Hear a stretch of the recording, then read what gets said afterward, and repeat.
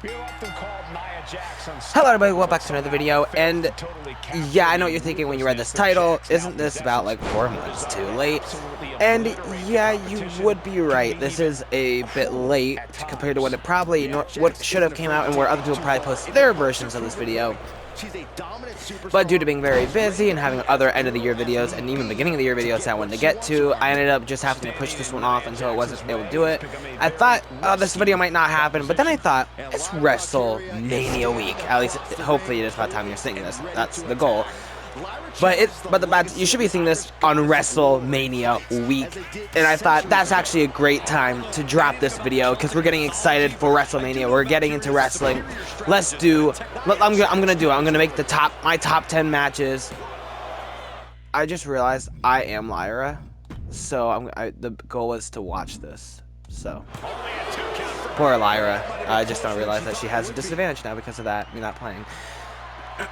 But yeah, like I was saying, back to what I was saying, I decided to get to this video and make it. Hopefully I won't talk too long about these matches, because I did talk a good bit about them during like my PLE, 24 PLEs ranked. So here we go, let's just talk about it. This is my top 10 WWE matches of 2024. I'm not gonna lie, this list outside of like the top 5 was actually like really hard, like 10 through 6, I could not decide on what I wanted to be there. Before we even get to it, I am actually going to give you some honorable mentions. Like, there's a bunch of matches that almost made the list, so here's some honorable mention shout-outs. Bloodline versus Street Profits versus DIY ladder match. I believe that was on episode of SmackDown, I think. Jey Uso Braun Breaker on Raw. Damian Priest versus Gunther at SummerSlam.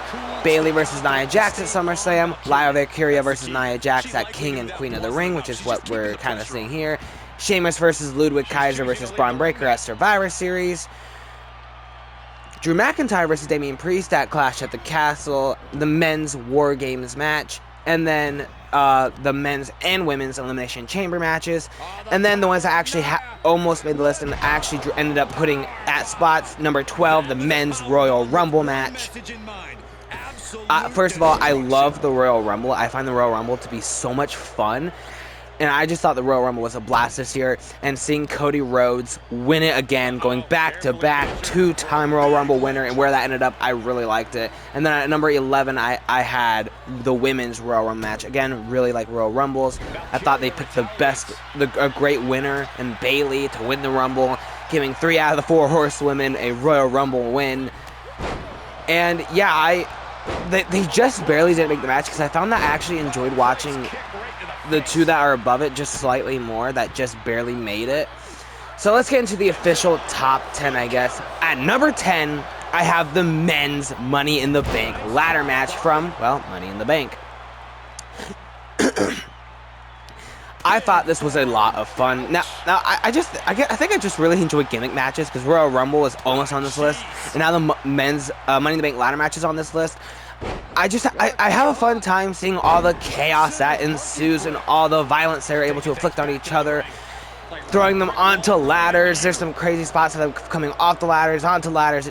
I think it's great. I talked a bit more about this in the PLE ranking, but I had a really fun time with it. At number 9, you probably already guessed it then too, the women's Money in the Bank ladder match.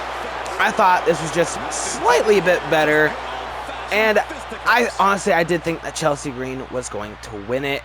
I thought, oh my gosh, Chelsea Green's going to win it. And then out of nowhere, Tiffany Stratton comes, pushes her off the ladder, down. And if I'm not mistaken, didn't she go through tables as well, which was crazy. It was great. Tiffany won. I had a blast with these matches. I just thought it was so much fun that they ended up just barely making the top 10. All right. At number 8, we have CM Punk versus Drew McIntyre, special guest referee from SummerSlam. The beginning of this amazing trilogy, where I thought every match was good. Only 2 made the top 10 list. Spoilers for a few later. But yeah, I just found it to be a blast. And having Seth Rollins there as a special guest referee was so much fun, especially because he would let them do some things that they probably shouldn't have been doing in a standard match. But I found it to be really, really fun. And I was kind of glad that Drew won, to be honest with you, especially with him winning first. I felt like it made sense to do this whole, because they did end up going with the best out of 3 pretty much, and it was the right decision to have Drew be the first one to win. And yeah, it was just a lot of fun. I accidentally changed my camera view. Anyway, next up at number 7, really? I was just about to say number 7. Now I gotta change the match before I get to number 7. Thanks a lot, Naya. Like I was saying, at number 7, I have what might be a hot take. Because at number 7, I have Cody Rhodes versus AJ Styles in the I Quit match at Clash at the Castle. And spoiler alert, this is what pretty much makes it a hot take. Cody Rhodes versus AJ Styles at Backlash is not on this list. I know. People seem to love that match, and I kind of get it because the crowd is awesome. Once again, I keep forgetting I want to spectate. The crowd was awesome. Leon France was great, but I liked this match more, like the actual match itself, because to me, it can't just be the crowd carrying. You gotta have the match has to be also really good, and I just preferred the actual match itself of this one. Maybe because it was more violent. Maybe because they did get to use weapons and they got to really pound on each other, even getting busted open and showing a little blood. Maybe that's why, but I just really enjoyed this match a bit more, and I still liked the Backlash match.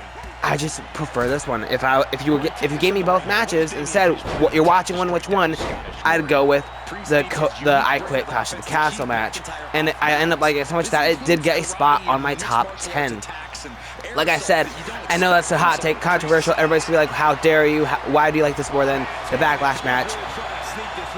And why is that not on your top 10, but this one is?" It's just the one I prefer. It's the one I liked. I would rather watch it. All right. Number 6, I have Sami Zayn versus Gunther at WrestleMania 40, night 1, I believe. This match, I was at the edge of my seat, because this was one of the matches that I truly had no idea who was going to win. I thought Gunther's probably going to win almost the entire feud. I thought, well, they're just going to have Gunther retain, so there's nothing. But until we got to that week of WrestleMania, and like the way that just the promos that they were doing with Sami Zayn becoming like Rocky, being trained by Chad Gable, with that hype package that they gave us, I started thinking, oh wait, Sami might actually win. And I remember they did that promo right before I did my official predictions for WrestleMania 40. So I last minute, before hitting record, changed my prediction from Gunther to Sami Zayn. And I ended up being right. Every near fall, especially the first time watching this, got to me. I was like, every near fall made me jump out of my seat, like, oh my gosh, oh my goodness. And it was crazy. And I just thought the match, and even just the match of itself, aside from the near falls and not knowing who was going to win, I thought was really fun and enjoyable. Seeing these two beat each other up. Should have been Chad Gable. Probably he had the better story, but that's okay. These two put on a banger, and I had a great time watching it, especially not having any idea who was going to win. Alrighty, now we get into the top 5. At number 5, I have Liv Morgan versus Rhea Ripley at SummerSlam. This one I feel like might be a hot take as well, because I feel like... Would you look at that? Drew just won. Now I gotta change the match again before talking about Liv and Rhea. Alright, like I was saying before the match ended, number 5, I put it on since I already revealed what it was. Liv Morgan, Rhea Ripley, SummerSlam. This was a blast. First of all, the story that we had building up to this, forget about the Rhea Liv feud that happened post SummerSlam. The feud leading up to this was so fun. Just the speculation of who's Dom gonna end up with? Is he gonna turn on Rhea? He probably is gonna turn on Rhea, but I don't know. He's been putting up a good show, trying his best to fight off Liv. And I don't even know. Do we actually know if the entire time it was an act? That he was already made up his mind about being with Liv, and was just putting on a show for Rhea in the Judgment Day, or was he actually trying to resist Liv, and then he just decided, you know what, forget it, I'm going with Liv. I don't know if we ever actually got that answer or not. I think it's just up to us to speculate. But still, that entire thing to me was so much fun, and this was like the payoff to all of that build up. Having Liv and Rhea finally go at it in the ring, and having Dom choose his side. Liv wins, Oblivion on the chair, do the Dom. And it was funny because the way that Dom interfered too, causing it, we thought, oh, he was trying to help Rhea, and it just didn't work. Just kidding, after the match, he is with Liv now. It was so much fun, and I just found the match in itself to be fun. It's not, is it really top 5 of the year worthy? Probably not, but it does, I'm going based off of how much fun I had while watching the match. And I had a lot of fun watching it. Also pretty sure I was like the only person rooting for Liv Morgan in this match, but I don't care. I'll be alone. I'm pretty sure I rooted for her like the entire feud. And I'm pretty sure I'm alone on that. I don't care. It was fun. Yes, I feel like, to me also, I thought they were gonna go down the path of having this be like kind of like the Drew Punk feud, where like it ended up being a trilogy culminating in some sort of very violent match for the 3rd round. It didn't end up doing that, and it kind of became disappointing, and especially because Liv really didn't get to do much feuding with others outside of Rhea. But that I don't know why I'm talking about that. We're talking about this match specifically, and I found it to be a blast. It was one of my favorite matches of the year because of how much fun it was. So yeah. Alright, next up, at number 4, I got the 6-pack tag team ladder match from WrestleMania 40. Again, I believe night 1. Every time I say the next one, somebody wins. I have to change the match. Can't you guys put on like a good long match so I can just talk? My goodness, I'm tired of changing this match so much. Alright, like I was saying, once again before they won, the 6-pack tag team ladder match at WrestleMania 40, night 1, was so much fun. I love this match, and it might have been my favorite match from night 1 of WrestleMania. Oh my gosh, I keep forgetting to change my controller. Anyway, like I was saying, my favorite match in night 1, and yes, even with the main event with that Rock Roman versus Seth Cody, which is probably also another hot take why that's not on the top 10. But I like the match. To me, it just wasn't as good as the 10 that's on this list. But this match was just so much fun and so much chaos, and there wasn't too much of a story building up to this either. But it was a blast with all the chaos and carnage ensuing. People going up on ladders, jumping off ladders, hit on top of ladders, through tables. Chairs came involved, and they hit each other with chairs. And it was crazy. And that ending, I was rooting for Awesome Truth to win at least one set of titles. So every time that R-Truth or Miz would get up there, I was like, come on, grab the belts. And I was so into it. And when R-Truth finally got up there and reached up and pulled down the tag belts, I jumped out of my chair and was like, yes! It was awesome.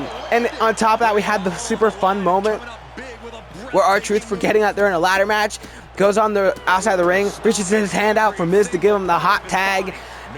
Miz jumps, gives him the hot tag. R-Truth comes in, hits the 5-knuckle shuffle, the attitude adjustment. He goes for the pin, even though there are no pinfalls. But and an example of how the crowd does make matches better, just not the only part of it. But the crowd counts 1, 2, 3, and then they cheer and clap as if he won the match via pinfall, even though you can't do it. It was just so much fun. This is one of my favorite matches ever. It was such a blast. And I really loved it. It was so great. It was almost higher, and I just barely pushed it to 4, but still number 4 on the top 10 of the year is still pretty good. Alright, now we get into the top 3, which 2 of these I have a little bit of a bias, but we'll get to that when we get to that. Number 3, I have Bayley versus Io Sky at WrestleMania 40, Night 2.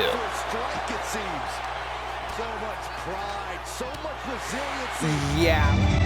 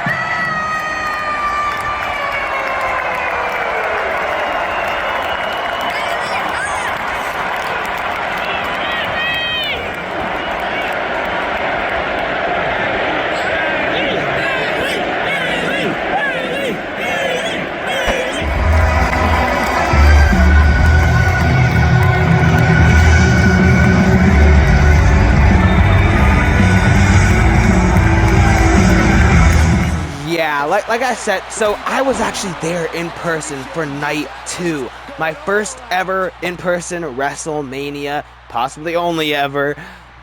And I was only there for night 2, and it was so much fun, and I ended up loving this match. Not only did I love it there in person, the crowd was so excited cheering for Bayley. But even when I got home and I watched it on TV, it was still like a really good match between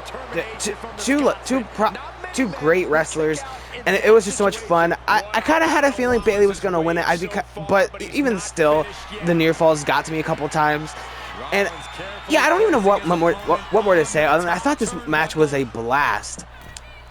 And I don't really have much more to say about it. But yeah, so seeing it in person, the Royal Rumble winner getting the victory over Io Sky, I really liked the story that they were telling leading up to it. So it was really fun.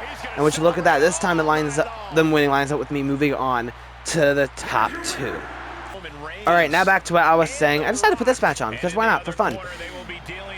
The top 2, I kept going back and forth on. And if you were to tell me that you think my number 2 match is better than the number 1 match, I would be like, yeah, okay, yeah, that makes sense. However, like I said, I'm biased because of reasons we already discussed, and we'll get to it. Number 2, Drew McIntyre versus CM Punk, Hell in a Cell match. Yeah. At Bad Blood, this match was amazing, and the moment I saw it, it was top 2. No matter what. It kind of sucks that happened this in 2024, just because I wish it could be match of the year, but due to what you already know what number 1 is, come on.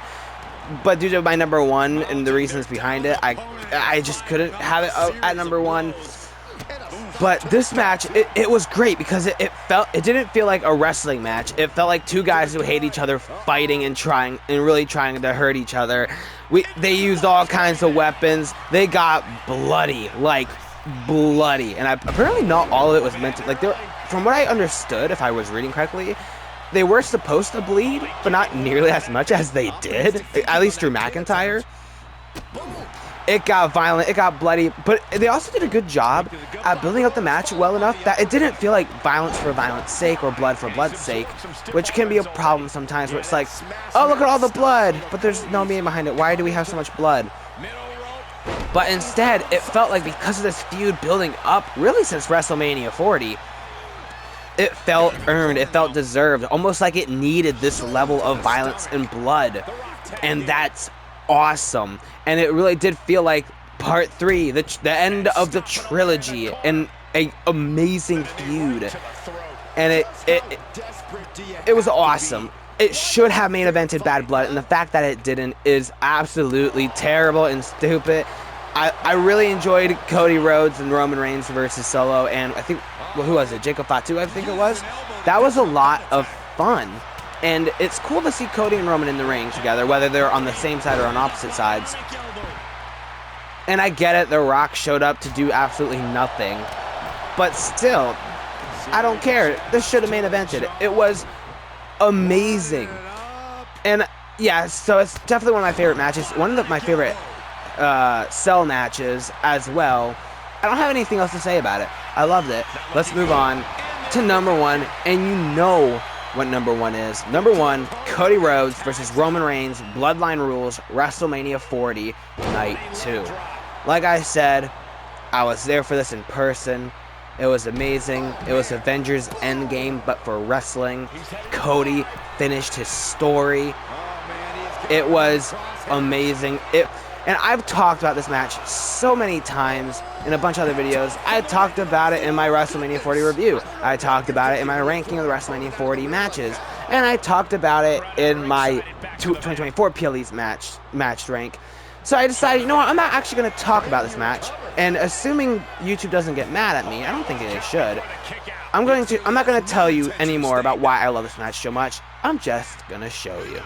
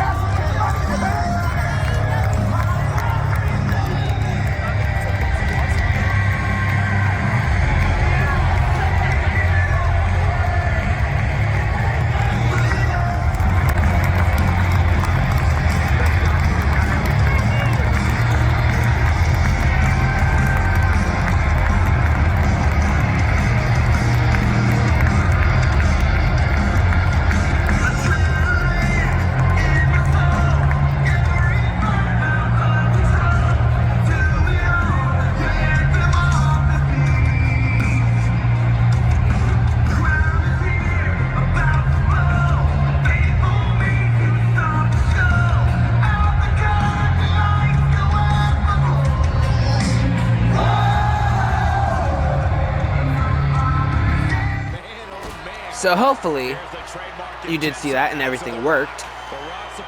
But yeah, I really enjoyed this match. Again, probably biased. My Wrestlemania, my favorite city. I was there in person, and it was so much fun. And it was emotional. It was great. It was the end game for Cody, and I don't have anything else to say about it. But yeah, thank you guys so much for taking time to watch this video, especially because it isn't when they normally come out, but it's WrestleMania week, and I'm excited. So I wanted to go back and explore some of my favorite matches of 2024. Please, go ahead and share your top 10 favorite matches of 2024. You can tell me how I'm wrong or how I'm right. And I hope to see you guys in the next video. Thanks for watching.